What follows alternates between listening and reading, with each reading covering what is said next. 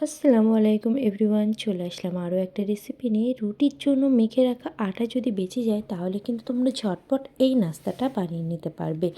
ভীষণ সুস্বাদু একটা নাস্তা, বাচ্চা থেকে বড়রা সবাই পছন্দ করবে। আর তোমরা চাইলে এটা বাচ্চাদের টিফিনেও তোমরা দিতে পারো। তো চলো ঝটপট দেখে নাও রেসিপিটি। আগে থেকে মেখে রাখা আটা আমার এতটা পরিমাণ বেশি ছিল, আর যেহেতু আগে থেকে মাখা সেহেতু নরম হয়ে গেছিলো, তাই একটু আটা দিয়ে এটাকে আবার একটু মেখে নিচ্ছি আর একটু শক্ত করে নিচ্ছি। তোমরা যদি ইনস্ট্যান্ট বানাতে চাও, আটাটা মাখার সময় খেয়াল রাখবে আটার ডোটা যেন একটু শক্ত হয়, নাহলে কিন্তু সাইজ আর শেপটা দিতে সমস্যা হয়ে যাবে। তারপর এখান থেকে আমি গোল গোল বল করে সবগুলো লেই কেটে নিলাম। একটা পিড়ে বেলুনের উপর নিয়ে সেটাকে আমি রুটি শেপে বেলে নিচ্ছি। রুটিটা কিন্তু খুব বেশি পাতলা করা যাবে না, তোমাদেরকে দেখিয়ে দিলাম কতটা মোটা বা পাতলা রাখবে। এখানে আমি 3টে ডিজাইন তোমাদের সঙ্গে শেয়ার করব। তোমাদের যেটা পছন্দ হবে তোমরা সেটা বানিয়ে নিতে পারবে, কিংবা তোমাদের মনের মতো ইচ্ছা খুশি একটা ডিজাইন বানিয়ে নিও। তো চলো প্রথমে দেখে নাও। রুটিটাকে আমি সাইড দিয়ে কেটে নিলাম আর চৌকো চৌকো শেপে ঠিক এইভাবে কেটে নিচ্ছিলাম। রুটি বেলার সময় যদি সাইডে এবড়ো খেবড়ো হয়ে যায় তাহলেও কিন্তু কোনো চাপ থাকে না, কারণ সাইডটা আমরা কেটে নিই। তারপর এই ছোট্ট একটা টুকরো তুলে এক কোণ থেকে এক কোণে আমি ঠিক এইভাবে চেপে সিল করব। আর যে দুটো কোণ ফাঁকা থাকবে অপর সাইডে টেনে ঠিক এইভাবে চেপে দিলে একটা নাস্তা রেডি হয়ে যাবে।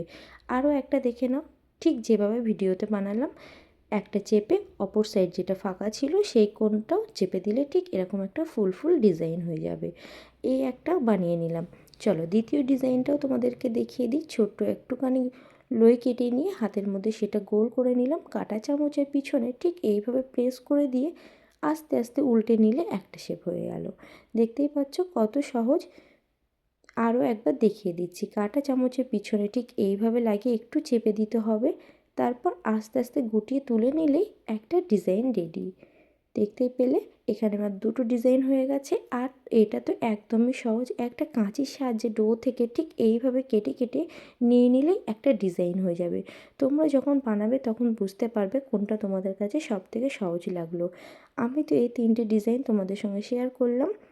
তো অবশ্যই কমেন্ট করে জানিও তোমাদের কেমন লাগলো। এছাড়াও তোমাদের মাথাতে যদি অন্য কোনো ডিজাইন থাকে সেটাও তোমরা বানিয়ে নিতে পারো। এবার পাস্তাগুলোকে ভাপিয়ে সিদ্ধ করে নেব। কড়াইতে আগে থেকেই জল গরম হতে বসিয়ে দিয়েছিলাম, দিয়ে দিলাম অল্প একটু লবণ আর সাদা তেল। এখানে কিন্তু জলটাকে গরম হওয়ার পরে পাস্তাগুলোকে দিতে হবে সিদ্ধ হওয়ার জন্যে। আর এই অবস্থাতে কিন্তু একদম নাড়াচাড়া করা যাবে না। যখন কিন্তু পাস্তাটা ফুটতে শুরু করবে, জলটা ফোটার পর পাস্তাগুলো উপরে উঠে আসবে, তখন তোমরা নাড়তে পারো। তার আগে কিন্তু নাড়লে সব কিছু দলা পাকিয়ে যেতে পারে। তো দেখতেই পাচ্ছ যখন ফুটে উঠেছে পাস্তাগুলো কিন্তু উপরের দিকে ভেসে এসছে, তার মানে ভালোভাবে সিদ্ধ হয়ে গেছে। এটা 5 মিনিট মতো রেখে 5 মিনিট মতোই সময় লাগে সিদ্ধটা হতে। তারপর কিন্তু আমি সবগুলোকে তুলে নিচ্ছিলাম। সব কিছু তোলার পর ঠান্ডা জলেও কিন্তু একবার ধুয়ে নিতে হবে। তো দেখতেই পাচ্ছ কিভাবে সিদ্ধটা হয়েছে। এটা আমি ধুয়ে সাইডে সরিয়ে রাখলাম। নিয়ে নিলাম আর একটা কড়াই, তার মধ্যে দিয়েছি 2 চামচ পরিমাণ সাদা তেল আর 1 চামচ বাটার। বাটার না থাকলে তোমরা স্কিপ করতে পারো। তারপর এটা গরম হয়ে যাওয়ার পর কুচানো পেঁয়াজ দিলাম, মাঝারি সাইজের একটা, খুব ভালোভাবে কুচিয়ে নিয়েছিলাম। এটাকে কিছুক্ষণ নাড়াচাড়া করার পর দিয়ে দিলাম টমেটো।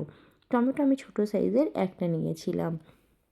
তার মধ্যে দিয়ে দিলাম 1/2 চামচ লবণ। এটাকে নাড়াচাড়া করে নিয়ে দিয়ে দেব ক্যাপসিকাম কুচি। তোমাদের বাড়িতে যদি অন্য কোনো সবজি থাকে সেটাও তোমরা দিয়ে দিতে পারো। তারপর দিলাম ধনেপাতা কুচি আর কাঁচা লঙ্কা কুচি। ভালোভাবে নাড়াচাড়া করে বেসিক যে মশলাগুলো ঘরে থাকে, ধনে গুঁড়ো, জিরে গুঁড়ো, লঙ্কা গুঁড়ো আর গোলমরিচ, এগুলো দিয়ে দিলাম। দেওয়ার পর একটু নাড়াচাড়া করে এটাকে সফট হওয়ার জন্য অল্প একটু জল মেশাবো, 1/2 কাপ পরিমাণ। তারপর একটা ঢাকনা চাপা দিয়ে কিছুক্ষণ এটাকে সফট হওয়ার জন্য ছেড়ে দেব। 2 মিনিট পর চলে এলাম। দেখতে পাচ্ছ জলটা মাখো মাখো হয়ে গেছে। এই অবস্থাতে কিন্তু আমরা পাস্তাটা ঢেলে দেব। দিয়ে নাড়িয়ে চাড়িয়ে নিলে কিন্তু আমাদের অলমোস্ট রেডি হবে। কিন্তু এখানে আমি আরেকটু মজাদার বানানোর জন্যে কিছু মশলা অ্যাড করছি। দেব ম্যাগি মশলা একটু, আর দেব কেচাপ। তোমরা চাইলে মেয়োনিজও দিতে পারো। আর মশলাটা ভালোভাবে ভিতরে ঢোকার জন্যে দিয়ে দেবো 1/2 কাপেরও একটু কম জল। তাহলে কিন্তু এই ফ্লেভারটা নাস্তার মধ্যে ভালোভাবে ঢুকে যাবে। তো ম্যাগি মশলাটা দিয়েছি আর দিলাম কেচাপ। তোমরা চাইলে মেয়োনিজও দিতে পারো। দেখতে পাচ্ছ অলমোস্ট রেডি হয়ে গেছে। কত সুন্দরভাবে ঝটপট বানিয়ে নিলাম। তোমাদের যদি আমার এই রেসিপিটা ভালো লেগে থাকে তাহলে অবশ্যই আমার পেজটাকে ফলো করে দিও, আর ইউটিউব থেকে দেখলে ইউটিউব চ্যানেলটাকে সাবস্ক্রাইব করে দিও। লাইক কমেন্ট শেয়ার করতে কেউ ভুলো না। দেখা হচ্ছে অন্য কোনো ভিডিওতে। ততক্ষণ সবাই ভালো থেকো, সুস্থ থেকো। আল্লাহ হাফেজ।